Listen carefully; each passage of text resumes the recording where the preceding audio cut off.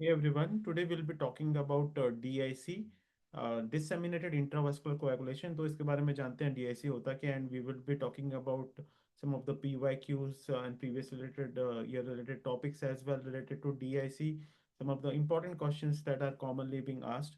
So we'll discuss two questions today related to DIC. So DIC, what is DIC? DIC is Disseminated Intravascular Coagulation. Just a very brief overview of that. Important thing to remember that in DIC, the common cause is the injury, any kind of a sepsis, any kind of a mismatched blood transfusion, um, any kind of a severe trauma. These all can lead to DIC, even various leukemias. Commonly asked question, which type of leukemia? So, acute myeloid leukemia, promyelocytic type, pancreatic cancer.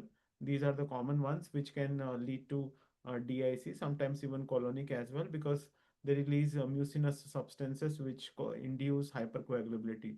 So, DIC, the problem is hypercoagulability and simultaneous bleeding. Both the things happen simultaneously because होता क्या है कि इसमें endothelial injury will be there. Endothelial injury will perpetuate more of thrombotic tendency, and that will cause microthrombi formation and that will cause vascular occlusion across the blood vessels, and the major organs will suffer organ damage. So multiple organs will be damaged, and apart from that, there is severe bleeding episodes as well because of consumption of coagulation factors inside the microvascular clots. So that will lead to simultaneous bleeding um, across mucosal surface, internal bleeding that will be there because fibrinogen and everything, all the coagulation factors will be consumed in the microthrombi that is being formed. So that is a bit about the DIC, and here all the coagulation factors, everything will be depleted. Severe decreased levels are being seen in the peripheral blood, and all PT, APTT, everything is being raised over there. So let's do some MCQs. We'll discuss over there. So 58-year-old male with metastatic prostate cancer. So here you can see prostate cancer develops gradual onset of toe ischemia, recurrent venous thrombosis. So here prostate cancer is seeming to be the cause of all these manifestations. Platelets are mildly decreased, PT is mildly prolonged, D dimer is elevated, and fibrinogen level is normal high, which is the best interpretation. So here you can see fibrinogen level is normal to high, so it is not depleted. So DIC here it could be acute DIC, which is decompensated DIC, or it could be chronic DIC, which is a kind of a compensated DIC. So होता क्या है कि acute DIC में once the bleeding and all will start, coagulation will start, then the clot will form, and the clot will there will be fibrinolytic activity that will cause severe bleeding episodes will be there. So multiple clot formation, depletion of clotting factors, clot will be lysed, that will cause uh, increased level of D dimer, which is emanating from the cross-linked fibrin molecule. So there is bleeding, there is increased clotting, there is also high fibrinolytic activity that is seen in DIC. So in chronic one, what will happen when it is compensated? The fibrinogen level somehow will be compensated by the liver. The coagulation factors will be replenished by the liver, and that will be there.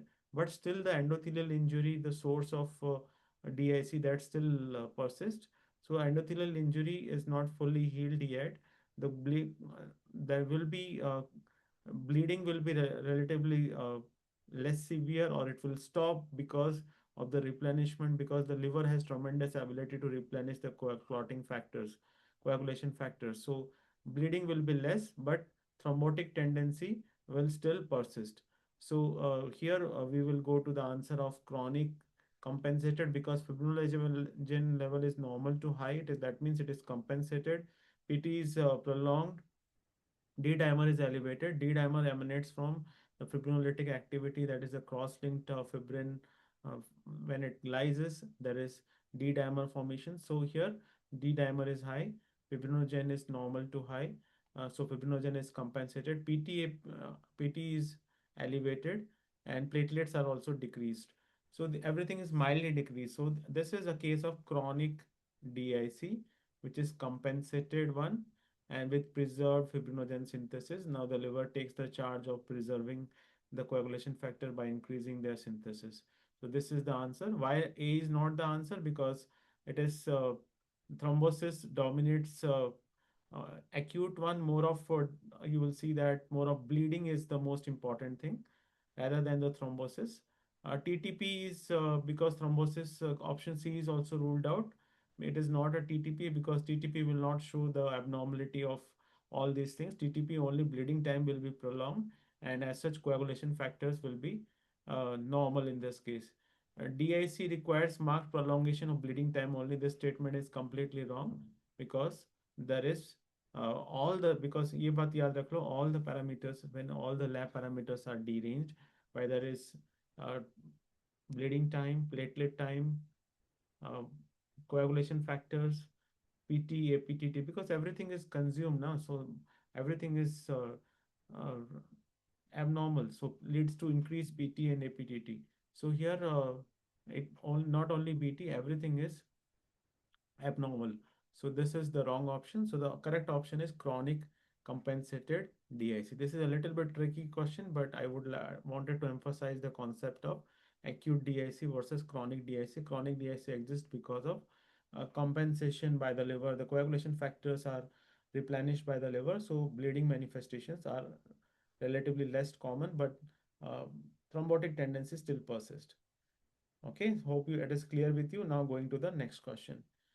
Which coagulation related event is the central initiating abnormality in the DIC?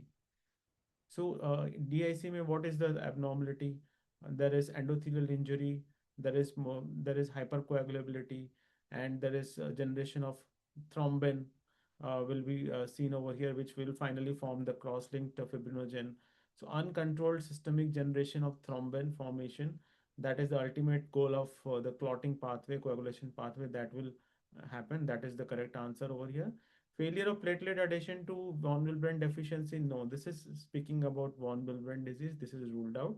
Isolated activation of fibrinolysis without clot formation. No, both clotting and clot formation ज़्यादा होगा तो fibrinolysis पे ज़्यादा होगा, तो clot and fibrinolysis and bleeding, all the three events uh, go on hand in hand. So this is ruled out.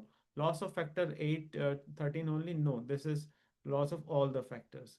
So that's how you should approach some DIC. Hope that I was able to impart some of the fundamentals to you for solving MCQs related to DIC. DIC is a very invariably asked question. The etiologies, clinical features, the lab values, everything abnormal, it is DIC. So we'll keep on solving more and more questions with uh, related to DIC and other topics. Today we solved DIC. We'll keep on solving more and more MCQs related to different topics. Along with that, we'll give you some concepts so that you can solve more and more questions. Thank you. Keep following, keep sharing, and keep working hard. Happy studying. Thank you.